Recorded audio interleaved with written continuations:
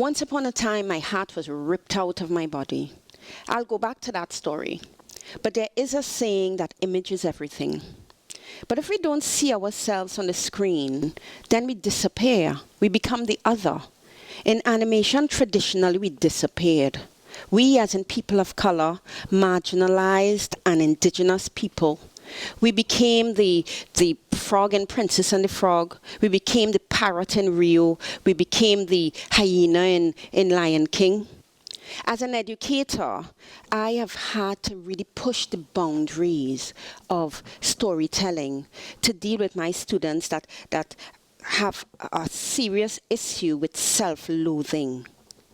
The traditional story arc is based on Joseph Campbell's hero's journey, which is based on Greek mythology.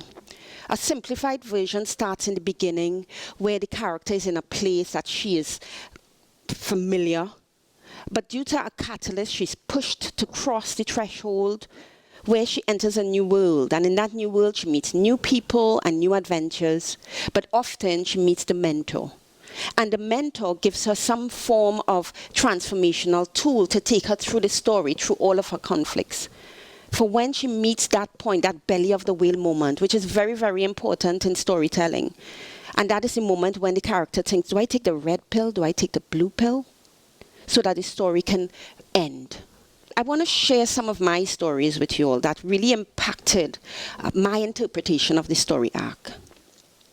Once upon a time, my heart was ripped out of my body. And this story is a true story that occurred in my script writing class with my students, where they had to create a story, and this young gentleman came back with a story, waking up in mornings and being surrounded by dark shadows, and those dark shadows ripping his heart out.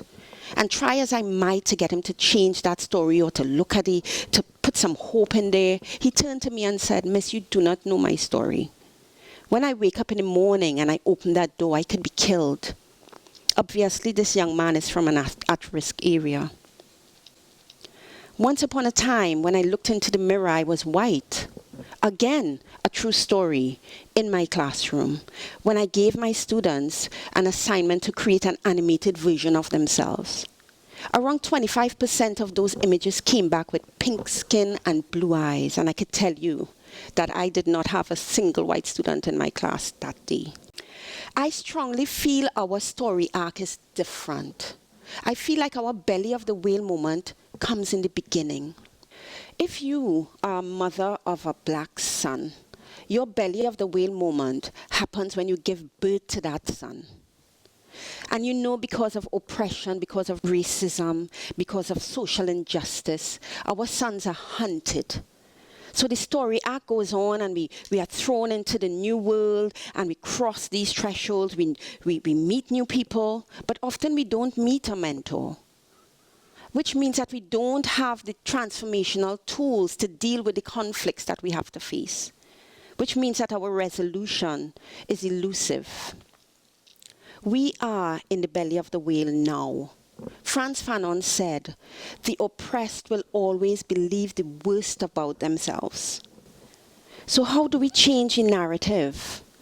I change the narrative together with my peers by showing our students how beautiful their black skin is, how magical their textured hair is, how amazing the Caribbean environment is, and we push them to put that into their films.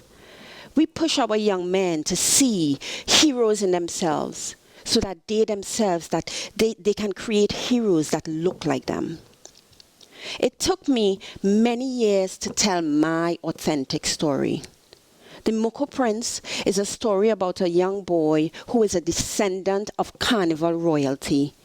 And he has to defend his father's crown in the annual Carnival Mokojambi competition.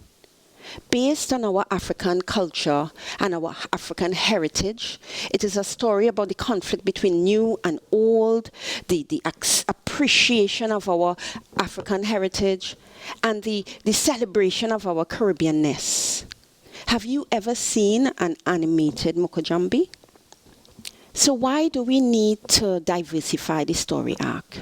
We need to dig deep to find our stories. And even if it does not fit the traditional story arc, it's okay, let's tell those stories. We need to tell our truths, because often our historical figures are not seen as heroes. Think about Marcus Garvey. Think about Toussaint Louverture. Think about Malcolm X. So educators, parents, creatives, you have an empty canvas. My question to you is, what are you going to paint on it?